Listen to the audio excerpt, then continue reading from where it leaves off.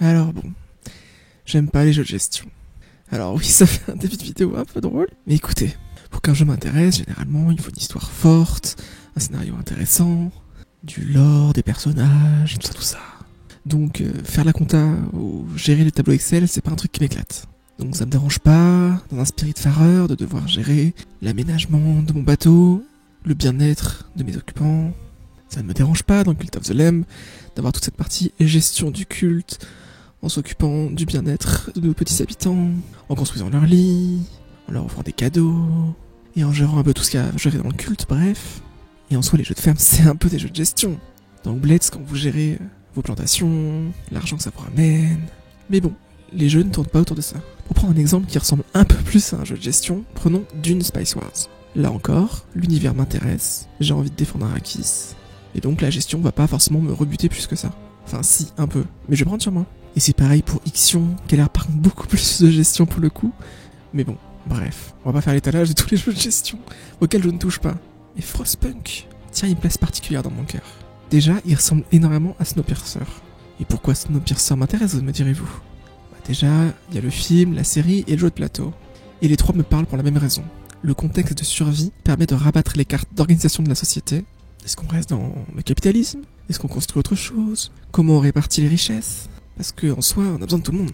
Et donc Frostpunk, qui reprend ces idées de devoir gérer dans la survie, de faire avec ce qu'on a, et de faire surtout des choix qui vont être peut-être difficiles, sociologiquement, vous vous en doutez, ça m'intéresse. Avant d'aller plus loin, cette vidéo contiendra des spoils, même si c'est pas vraiment un jeu à histoire entre guillemets, donc ça devrait aller. Et ce n'est pas une review, donc checkez mon Instagram ou mon YouTube pour voir le let's play. Et je m'excuse aussi d'avance, puisque vous vous en doutez avec des jeux de gestion, visuellement c'est peut-être pas très parlant. Donc, pour résumer Frostpunk, alors que les températures sur Terre sont en chute libre, vous allez être en charge de la survie d'un petit groupe d'humains. Vous devrez gérer vos différentes ressources pour la survie de tous, sur le court terme, mais aussi et surtout sur le long terme, puisque la situation est inquiétante. Vos ressources seront toujours limitées, des événements aléatoires viendront vous empêcher de tout planifier, et des décisions difficiles devront être prises. Vous avez le pouvoir, et comme on le sait bien, de grands pouvoirs impliquent de grandes responsabilités. Et la population sera toujours présente pour vous le rappeler. En bref, un jeu qui vous pousse dans vos limites, vous forçant à questionner votre éthique. Vous pouvez douter, mais il ne faut pas arrêter d'avancer. Vous allez sans doute échouer. Vos choix condamneront beaucoup de vies, mais avec un peu de chance, vous parviendrez à survivre et à sauver l'humanité. Still cold world, no horizon in sight.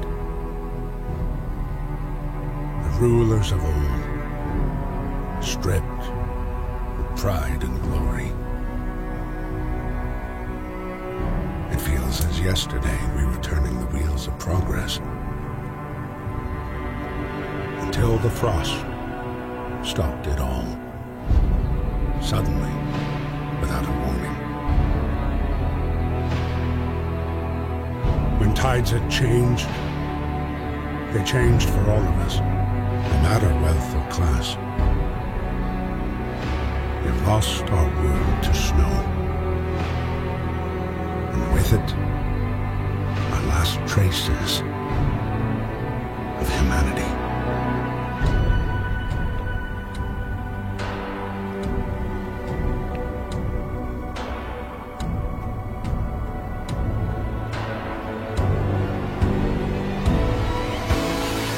We bid farewell to plenty, and for those who remained came the time to adapt.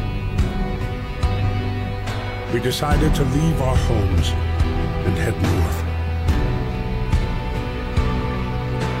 We roamed for weeks, maybe months, leaving behind all the things we once believed had made us.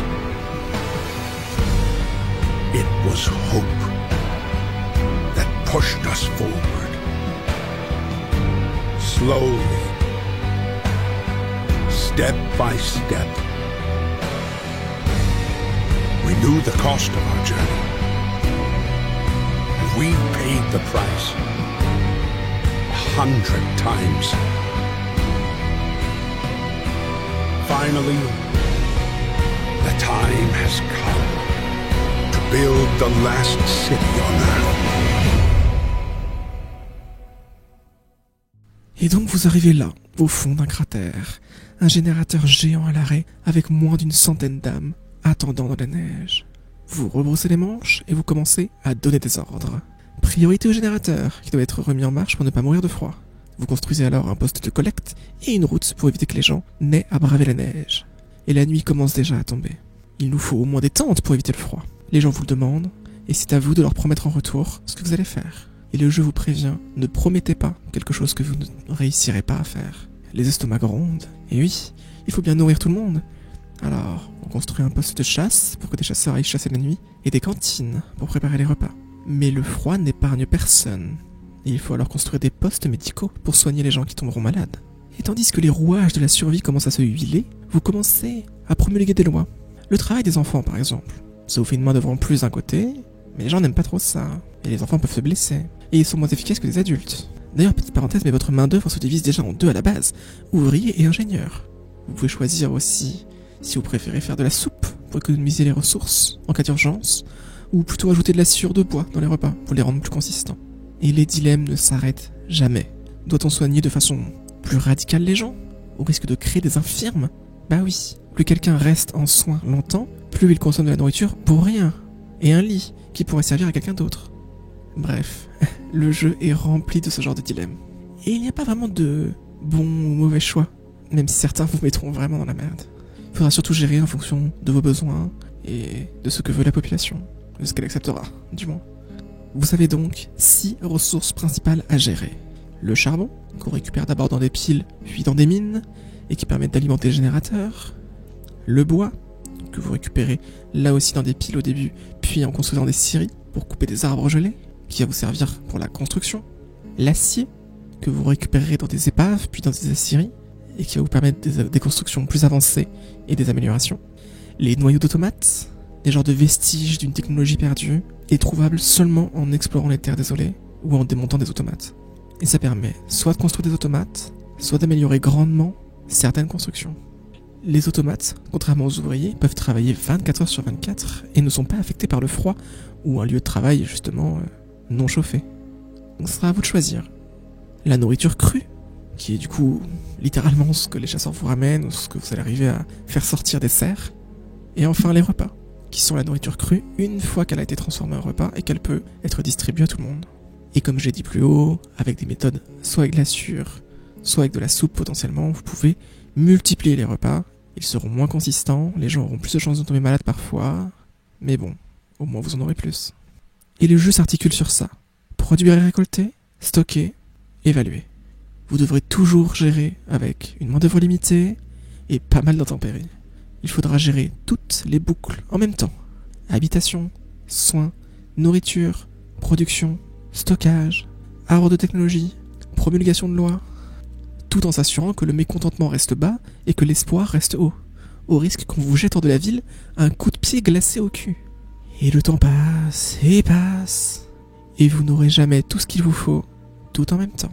Vous n'aurez jamais le temps de faire tout ce qui a été prévu avant qu'un imprévu vous tombe dessus. Vous serez toujours occupé par des problèmes à gérer et des solutions à décider dans cette course contre la montre pour la survie de tous. Ah oui, il faut gérer ce truc-là pour un problème long terme, dans une semaine.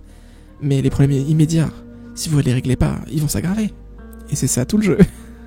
Ah, je voudrais bien construire une meilleure mine pour produire plus de charbon sur le long terme. Mais la dernière vague de froid m'a laissé trop de malades sur les bras. Donc, je dois prioriser les soins. Ah oui, mais en plus, j'avais promis à la population que je leur construirais des meilleures maisons. Aïe. Et comment on fera quand il fera si froid que plus personne ne pourra travailler et qu'on n'aura pas pris le temps de soit tout optimiser avec des automates, soit faire assez de stock? Hein? Bon, évidemment, comme tout jeu de gestion, il y a plein d'optimisations à faire.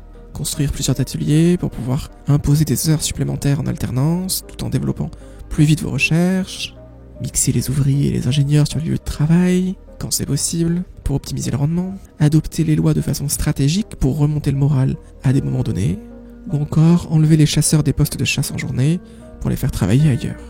Mais bref, vous ferez sans doute pas forcément tout ça lors de votre première partie. Et au fur et à mesure que la partie avance, vous aurez le choix, enfin presque l'obligation du choix, entre deux doctrines pour maintenir l'unité et donc la survie. Fonder un culte religieux fort ou développer une dictature autoritaire. Dans les deux cas, la répression sera violente pour ceux qui décideront de ne pas suivre cet ordre nouveau que vous mettez en place. Mais cela vous permettra de faire disparaître la jauge d'espoir, devenant une inaltérable dévotion ou une obéissance absolue. Et croyez-moi, quand la situation va se compliquer, vous en aurez besoin. Et après un développement en dents de scie, en faisant de votre mieux, la nouvelle tombe. Les périodes de froid qui arrivent de temps en temps, de plus en plus intenses, n'étaient que le début. Et une tempête arrive. Tous les experts sont d'accord, et les prédictions font froid dans le dos. Les températures vont rapidement dégringoler et lentement, mais sûrement, atteindre jusqu'à moins 150 degrés. Et cela pendant 10 jours, sans discontinuer. Vos ressources vont fondre comme neige au soleil. Rien ne sera assez puissant pour contrer ce froid. Travailler sera de plus en plus compliqué, voire impossible à la fin. Les gens tomberont malades par dizaines, et les morts se multiplieront. Il ne vous restera plus qu'à prier. Économisez ce que vous pouvez économiser. Sacrifiez ce qui ne peut être sauvé. Et encore prier pour que, lorsque le soleil percera à nouveau les nuages, que la tempête se dissipera, et que le mercure recommencera à monter, il reste encore quelques âmes, encore debout pour reconstruire. Et nous avons survécu. Mais à quel prix ?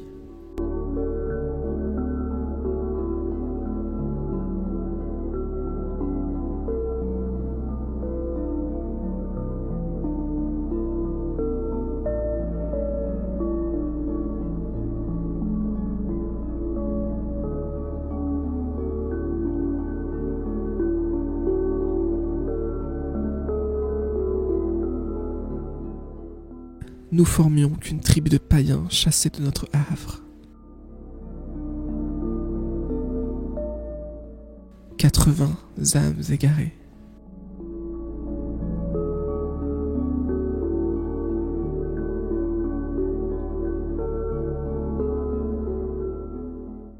Nous mîmes d'abord nos enfants à contribution.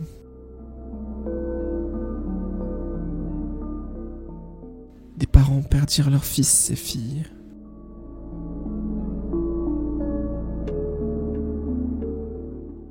Et chaque jour était une lutte.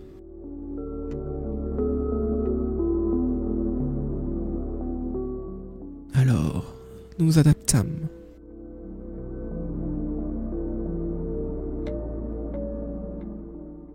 Des exécutions d'hérétiques, des pénitences publiques brutales, des gardiens vigilants pour notre foi. Et dans notre lutte pour la survie, nous franchîmes la ligne rouge. La foi mua en fanatisme.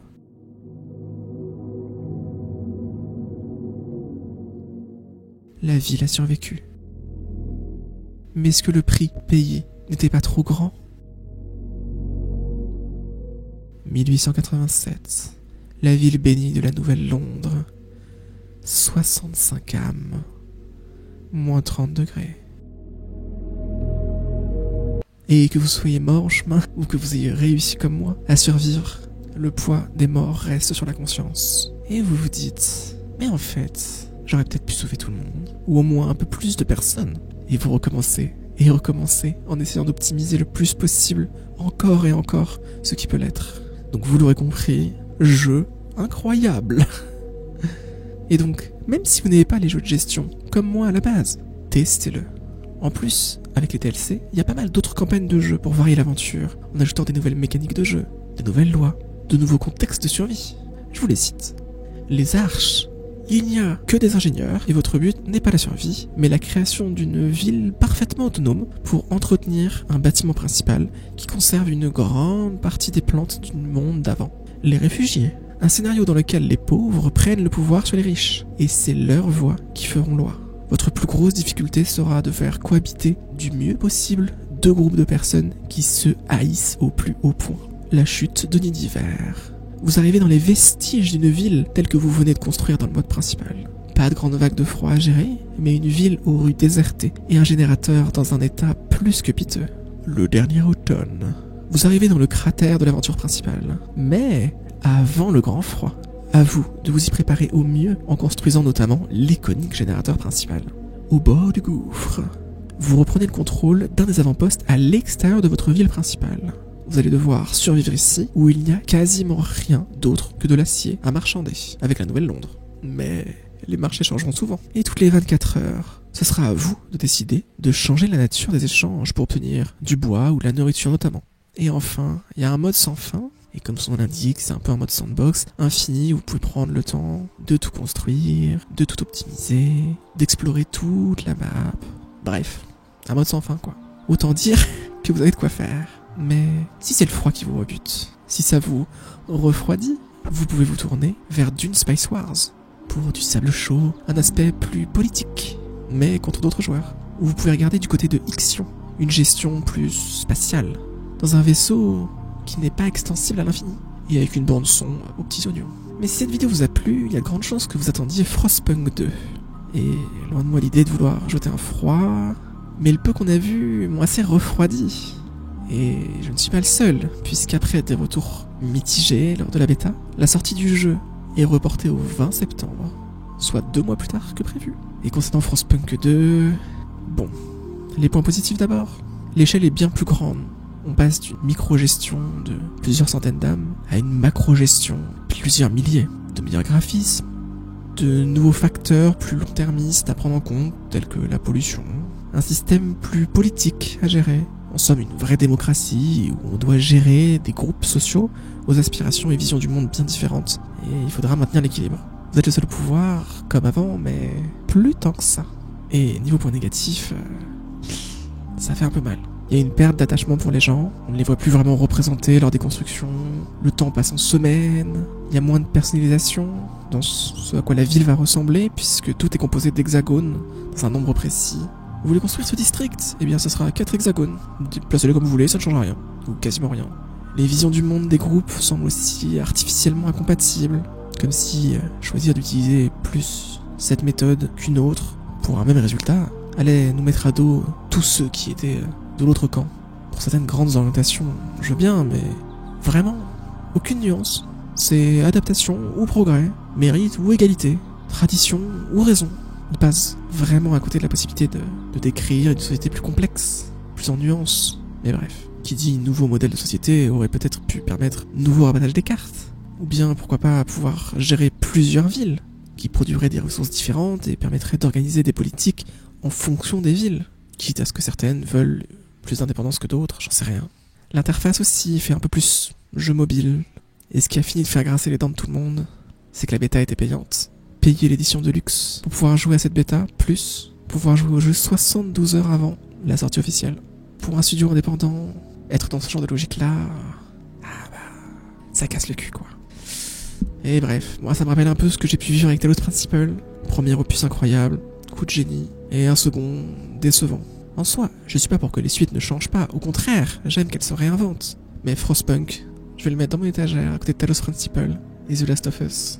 Deuxième opus qui pouvait aller tellement plus loin, amener tellement de réflexions sociologiques intéressantes, et qui n'en font rien, du gâchis. Dommage. Après, si des titres qui vous plaisent, tant mieux.